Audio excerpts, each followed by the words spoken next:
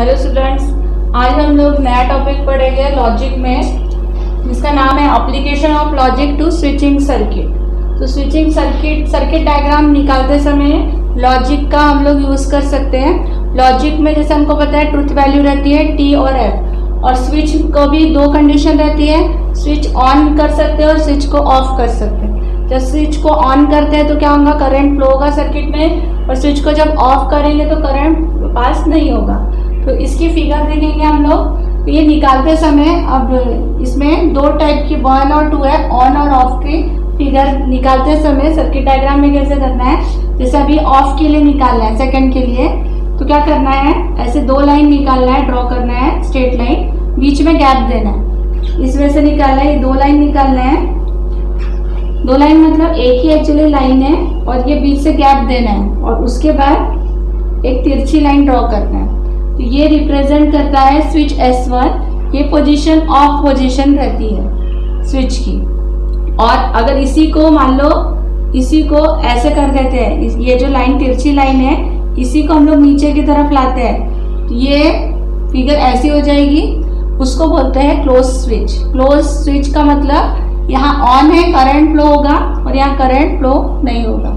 लेकिन जब circuit diagram का आगे हम लोग जब यूज करेंगे स्विच के लिए, तो दोनों में से ये सर्किट डायग्राम का यूज करते, ऑफ पोजीशन के लिए रिप्रेजेंट करते। अभी हम लोग इसके सीरीज और पैरेलल कनेक्शन देखेंगे स्विच का। तो सीरीज और पैरेलल कनेक्शन के लिए तो इसमें क्या करना है, स्टार्ट कहाँ से करना है, स्विच सीरीज और पैरेलल कनेक्शन के लिए जाहिर है कि एक से ज्यादा स्विच रहेगी, तो हम लोग मान लो दो स्विच कंसिडर करते हैं, S1 और S2। अब सीरीज के लिए कैसे देखेंगे, कनेक्ट करना पड़ेगा, और पैरेलल के लिए फिगर में वो हम लोग देखेंगे। तो उसके लिए क्या करते हैं, हमेशा S1 और S2 दो स्विच लेना है, तो ये हमेशा सेंटेंस लिखते हैं लॉजिक में। P लेना पड़ता है स्टेटमेंट में, S1 इज क्लोज, और Q लेना पड़ता है S2 इज क्लोज। जैसे मैंने बताई थी फिगर में, ये जो फिगर है, अब फर्स्ट फिगर है सीरीज की, सीरीज में S1 निकालना। अभी मैंने बताई थी स्विच कैसे ड्रॉ करते हैं, और सीरीज का मतलब उसी के बाजू में S2 ड्रॉ करना है। और फिर पूरा ये सर्किट बनाने के लिए बैटरी निकालना, और यहाँ पर लैंप निकालना। और ये सर्किट डायग्राम किसकी रहेगी, सीरीज की रहेगी। तो जब S1 और S2 को क्लोज करेंगे, यानी S1 को ऐसे क्लोज करेंगे और S2 को, तो करंट फ्लो होगा और लैंप यहाँ पर ऑन होगा। तो क्लोज दिखते समय ये जो, क्योंकि फिगर में लिखते समय S1 इज क्लोज और S2 इज क्लोज लिखा, और लेकिन जब फिगर निकालते हैं तो इसको ओपन रखते हैं। इसलिए ओपन रखते हैं, इसलिए P और Q क्या लेना है, P लेना है S1 इज क्लोज, और Q लेना है S2 इज क्लोज। S1 को क्लोज करना है और S2 को क्लोज करना है, तभी करंट फ्लो होगा। तो सीरीज के लिए ऐसे याद रखना है, एक के बाद एक है, बाजू बाजू में फिगर आती है, यानी स्विच S1 और S2 बाजू बाजू में आएंगे। अब पैरेलल के लिए देखेंगे, पैरेलल के लिए कैसे रहेगा, S1 और S2 एक दूसरे के ऊपर नीचे आएगी, आमने सामने। ये कनेक्शन कैसे करेंगे, S1 ड्रॉ करना है, उसी के नीचे S2 ड्रॉ करना है, और इसको पूरा कंप्लीट करना। कंप्लीट करने के बाद और फिर से यहाँ से दो लाइन ड्रॉ करना, और फिर इसके बाद ये बैटरी लगाना है, और ये लैंप, और यहाँ पर एरो ऐसा रिप्रेजेंट करना, करंट फ्लो हो रहा है। S1 को क्लोज करेंगे और S2 को क्लोज करेंगे तो करंट फ्लो होगा। तो ऐसे याद रखना है। सीरीज के लिए S1 और S2 एक दूसरे के बाजू में रहेंगे, और पैरेलल के लिए S1 और S2 एक दूसरे के सामने रहेंगे या ऊपर नीचे रहेंगे। ओके, तो अभी ये क्वेश्चन इसमें से पूछेंगे। पहला क्वेश्चन इस टाइप से पूछते हैं सर्किट डायग्राम में, express the following in symbolic form. Symbolic form में निकालना है कि सर्किट डायग्राम दी हुई है। अब ये सर्किट डायग्राम में सबसे पहले देखना, स्विच S1, S2, S3 है, तीन स्विच है S1, S2 और S3। तो हमेशा आंसर स्टार्ट करते समय ये स्टेटमेंट लिखते हैं, S1 के लिए P लेना है, S2 के लिए Q लेना है, और S3 के लिए R लेना है। तो P के लिए लिखना है S1 इज क्लोज, Q के लिए लिखना है S2 इज क्लोज, और R के लिए लिखना है S3 इज क्लोज, क्योंकि तीन स्विच है S1, S2, S3। अब सिंबॉलिक फॉर्म में जैसे हमें पहले S1 देखना है, S1 के लिए P लेना है, S1 है, तो यहाँ पर पहले P लिखना। P के बाद अब ये S1 हो गया। अब जो फिगर है वो नीचे है, इसलिए याद रखना पैरेलल कनेक्शन है, बाजू में नहीं है, नीचे है, इसलिए पैरेलल कनेक्शन में और आता है, इसलिए यहाँ पे पहले और लिखना है। फिर उसके बाद और लिखने के बाद ये S2 है, और ये S3 है, S2 के लिए Q लिया है और S3 के लिए R लिया है और दोनों बाजू में है, इसका मतलब ये सीरीज कनेक्शन है S2 और S3 के लिए। तो S2 के लिए Q लिया है और S3 के लिए R लिया है, सीरीज कनेक्शन में बीच में एंड आता है, इसलिए यहाँ पर Q एंड R लिखा। और ये ब्रैकेट डाला, ब्रैकेट इसलिए डालना है क्योंकि ये एक पार्ट है, ऊपर का एक पार्ट है नीचे का, तो S2 S3 एक साथ है, एक साथ के लिए इसलिए ब्रैकेट डाला, इसलिए इसका आंसर रहेगा P और Q एंड R। एक और बार बता रही हूँ मैं, S1 के लिए P लेना है, P से स्टार्ट करना, फिर देखना फिगर में नीचे है S2 और S3, इसलिए और आया, और लिखने के बाद S2 और S3 साथ में है, दोनों के बाजू में है S2 और S3, इसलिए Q और R लिखना और बीच में इसलिए एंड आएगा, और Q एंड R को ब्रैकेट इसलिए दिया क्योंकि S2 S3 एक साथ है। अब सेकेंड एग्जाम्पल देखेंगे इसका।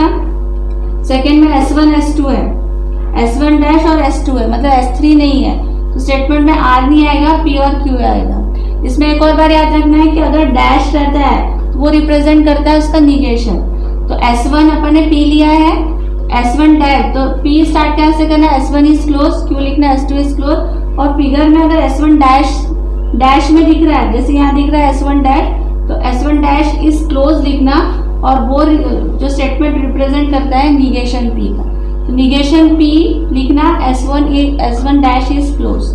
निगेशन कब आता है, जब डैश अगर आता है उसमें, स्विच में डैश अगर आता है तो याद रखना उसका निगेशन रहता है। अब इसका सिंबॉलिक फॉर्म कैसे करेंगे, S1 और S2 एक साथ दिख रहा है और एक दूसरे के बाजू में दिख रहा है, S1 के लिए P लिया और S2 के लिए Q लिया है, बाजू बाजू में दिख रहा है, इससे पहले क्या आएगा P एंड Q, तो P लिखा, सीरीज है इसलिए एंड आया Q, ये दोनों एक साथ है S1 S2, इसलिए ब्रैकेट डाला। अब उसके बाद ये जो फिगर है, नेक्स्ट जो फिगर है, नीचे देख रहे हैं पैरेलल में, इसलिए क्या आएगा और आएगा। फिर उसके बाद फिर ये S1 डैश और S2 डैश एक साथ है, S1 S2 डैश एक साथ है और सीरीज में है, आजू बाजू में है, S1 डैश और S2 एक साथ है और सीरीज में आजू बाजू में है, S1 डैश के लिए निगेशन P लेना है और ये बाजू में है इसलिए एंड आएगा, S2 के लिए Q लेना है, तो और ब्रैकेट कंप्लीट करना है, ब्रैकेट इसलिए क्योंकि S1 डैश और S2 एक साथ है, इसलिए यहाँ से यहाँ तक का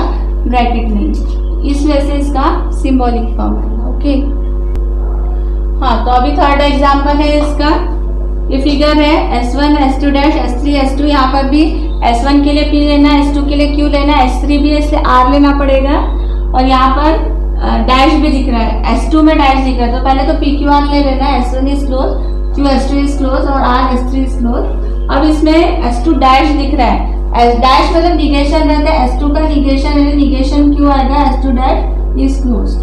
अब इसका सिंबॉलिक फॉर्म ऐसे ही करना है, यहाँ से स्टार्ट करना है, S1 के लिए P लेना है, तो पहले P लिखा। अब ये जो फिगर है S1 के नीचे फिगर है, मतलब क्या होगा, और आएगा, पैरेलल में है इसलिए और आएगा। फिर S2 डैश, S2 को Q से किया, S2 डैश है इसलिए निगेशन Q रहेगा, फिर यहाँ पूरा ब्रैकेट देंगे, ये एक पार्ट पूरा कंप्लीट हो गया पैरेलल का। अब उसके बाद ये जो फिगर है वो बाजू में आ रही है, इसके बाजू में फिगर है इसलिए बीच में फिर एंड का सिंबल आएगा।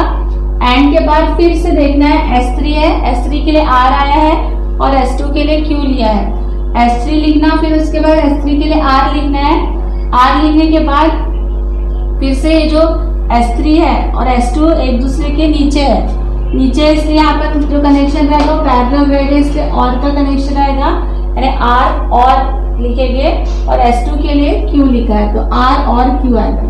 ये भी दोनों एक साथ है इसलिए R से Q तक का, यहाँ से यहाँ तक का ब्रैकेट डालेंगे और पूरा जो आंसर है इसको क्लोज ब्रैकेट में लिखेंगे। इस वजह से हम लोग सॉल्व कर सकते हैं। ओके।